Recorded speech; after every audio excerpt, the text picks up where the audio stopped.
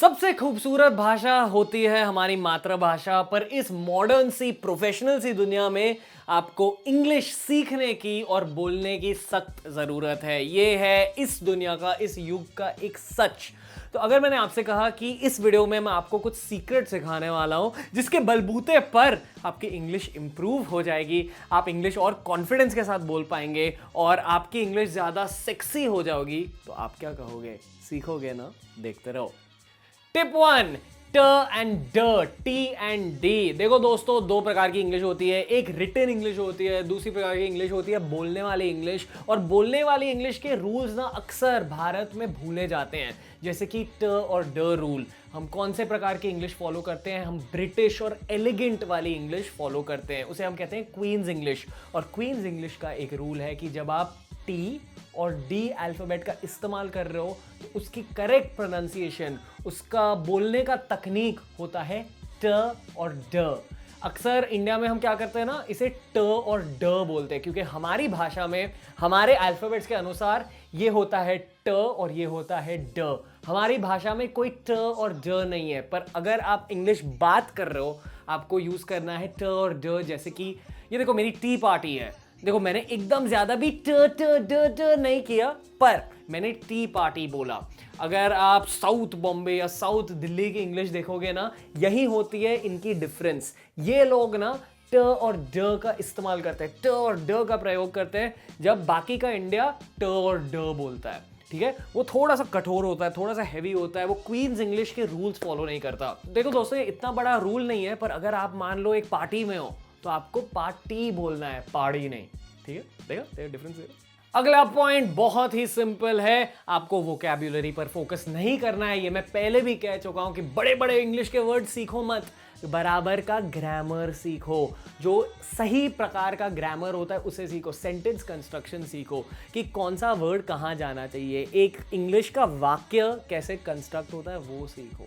पर उसके साथ साथ अगर आपने कोई नया वर्ड एनकाउंटर किया, मान लो आप किसी से बात कर रहे हो और उस दिन उन्होंने एक बहुत बड़ा वर्ड यूज किया है, जैसे कि इट्स सच अ गार्गेंचुअस पार्टी। इसमें आप पार्टी तो समझ गए, पर गार्गेंचुअस मतलब क्या? उस मोमेंट में ना हाँ में हाँ मिला दो, बोल दो हाँ यस यस यू राइट, पर घर जाके ना वो शब्द याद रखो, या उसी पल अपने फोन पर वो शब्द लिख दो। घर जाकर एक डायरी मेंटेन करो, वहां उस शब्द को लिख दो। ठीक है, फिर गूगल करो कि इस शब्द का मतलब क्या है, गार्गेंचुअस मतलब क्या। मान लो आपने मीनिंग ढूंढ ली, मीनिंग है जाइगैंटिक, यानी कि बहुत बड़ा। अभी आपको याद करना है वो शब्द, आप कैसे याद करोगे? इस मेमोराइजिंग टेक्निक के बलबूते पर। अगर आपको कोई मीनिंग याद करनी है तो उस मीनिंग के साथ एक बहुत बड़ा इमेज टाई अप कर दो, जैसे कि गार्गेंचुअस मतलब जायंट, यानी कि बहुत बड़ा। एक मान लो एक जायंट है, एक बहुत बड़ा आदमी है जिसका नाम है गार्गा, और वो सब जगह गार्गा गार्गा गार्गा कह के घूमता रहता है। तो फिर आपके मन में ना वो इमेज, गार्गा का इमेज हमेशा हमेशा के लिए स्टक हो जाएगा। इसलिए जब कोई और गार्गेंचुअस शब्द का इस्तेमाल करेगा, आपको पता है अरे गार्गेंचुअस, गार्गा, बड़ा बिग जायंट। देखा मैंने कैसे याद दिलाया? मेमोराइजिंग टेक्निक्स का इस्तेमाल करो। उसी प्रकार बहुत सारे शब्द हैं जिनके मीनिंग्स आपको पता नहीं होंगे, बट उनके मीनिंग्स ढूंढ लो और मीनिंग्स बुक में लिख दो, और उन मीनिंग्स के साथ एक बहुत बड़ी मेमोरी अटैच कर लो और उन्हें याद करो। Next point, be aware of Indianised English. देखो दोस्तों, मुझे भारत से बहुत ज़्यादा प्यार है, हमारी भाषा से बहुत ज़्यादा प्यार है, संस्कृत हमारी भाषा के कोर से बहुत ज़्यादा प्यार है। पर हमारी भारतीय भाषाओं में ना कुछ कॉमन लिंक्स होते हैं, और अगर आप हिंदी से पंजाबी में ट्रांसलेट कर रहे हो, हिंदी से गुजराती में ट्रांसलेट कर रहे हो, तो ठीक है, वो मीनिंग सेम रहती है। पर अगर आपने हिंदी से एक यूरोपियन लैंग्वेज जैसे कि इंग्लिश में ट्रांसलेट किया, तो उसकी थोड़ी सी मीनिंग बदल जाती है। जैसे कि हिंदी में कहा जाता है, अरे ये तो एक छोटा सा बच्चा है, he is a small child, she is a small child. ये गलत है। क्यों? क्योंकि चाइल्ड मतलब बच्चा, बच्चे तो छोटे ही होते हैं। तो ये हिंदी की फ्रेज़ है, छोटा बच्चा। ये हमारे भारत की एक प्यार भरी फ्रेज़ है, पर इंग्लिश में ऐसी फ्रेज़ नहीं होती। उसी प्रकार ये सारे के सारे फ्रेजेस होते हैं इंडियनाइज्ड इंग्लिश। नोट करो। So yesterday night I was up late watching this amazing movie. So last night I was up late watching this amazing movie. I passed out of college last year. I graduated from college last year. What do you do for time pass? What do you do to pass your time? Hey bro, you've got a nice dressing sense. Hey bro, you've got a nice dress sense right here. Hey, you could have told me earlier. Hey, you could have told me earlier. You know I prefer coffee than tea. You know I prefer coffee to tea. Oh, he's more smart than me actually. Yeah, I know he's smarter than me. इन सारे phrases को याद कीजिए और ये जानिए कि ये असली क्वींस इंग्लिश नहीं है। अगर आपको असली इंग्लिश सीखनी है तो असली इंग्लिश के रूल्स आपको सीखने चाहिए। अगला पॉइंट बहुत ही सिंपल है। साल है 2019, 2020 स्टार्ट होने वाला है और इस प्रकार के युग में आपको इंटरनेट का फ़ायदा उठाना चाहिए, आपको ज़बरदस्त कंपनियों का फ़ायदा उठाना चाहिए। एक ऐसी ही ज़बरदस्त कंपनी है कैम्बली। दोस्तों, कैम्बली इंडिया की वो इकलौती ऐप है जहां आपको 1-on-1 ट्यूशंस मिलेंगे। और ट्यूटर्स है कहां से? यूएसए, कनाडा, यूके, जहां इंग्लिश ही ज़्यादातर बोली जाती है। तो उन्हें फ्लुएंसी, कम्युनिकेशन, ग्रामर के बारे में बहुत कुछ पता है और आपको ना 24 घंटे के लिए ट्यूशंस अवेलेबल होंगे। तो आपको जब भी इंग्लिश ट्यूशंस करने हैं कैम्बली पर लॉग ऑन करो। अगर आपको आइडिया चाहिए कैम्बली के बारे में तो इस वीडियो के एंड में मैंने एक 30 सेकंड का क्लिप डाल दिया है जहां एक ट्यूशन का एग्जाम्पल दिया गया है। दोस्तों, ये है मेरी रिकमेंडेशन साल 2019-2020 में।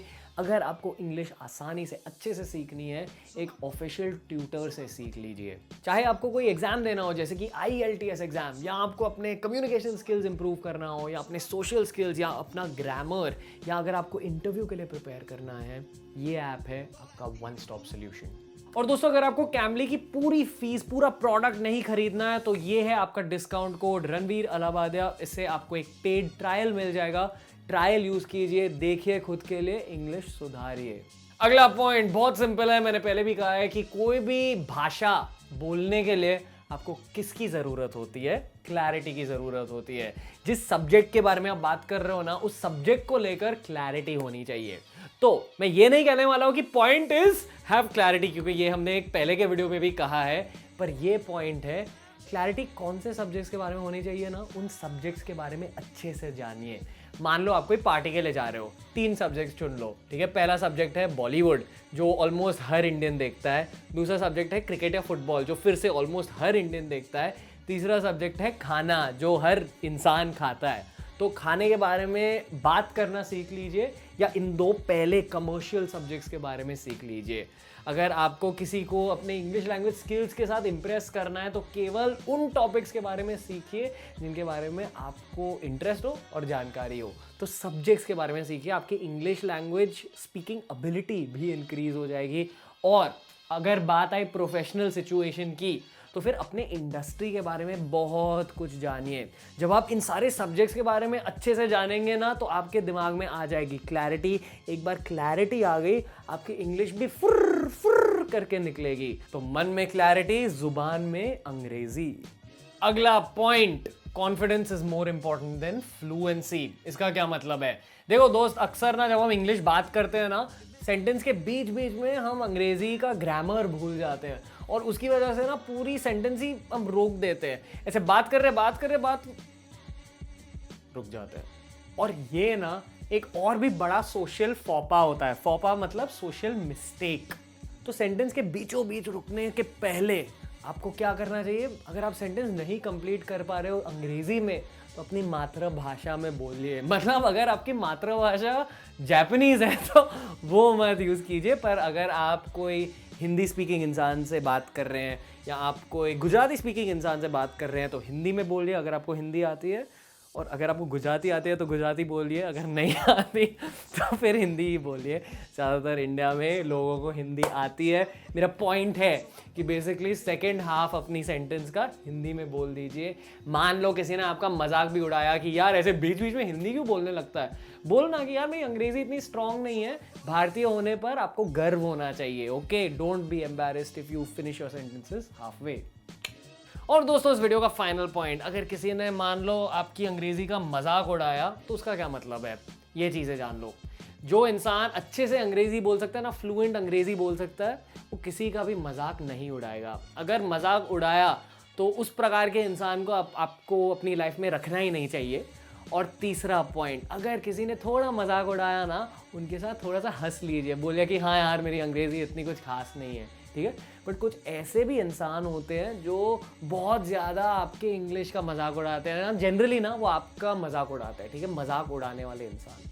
तो 3-4 बार आपको हंसना चाहिए, और अगर उन्होंने लगातार आपकी अंग्रेज़ी का मजाक उड़ाया तो उनके आंखों में आंखें डालकर कहिए कि यार मैं भारतीय हूँ और भारतीय होने पर मेरे दिल में गर्व है और हिंदी भाषा पर मुझे गर्व है। अगर आपको मजाक उड़ाना है आप उड़ा लो, अंग्रेज़ जाके, यूएस जाके, यूके जाके, आप वहाँ रहो, इंडिया में मत रहो।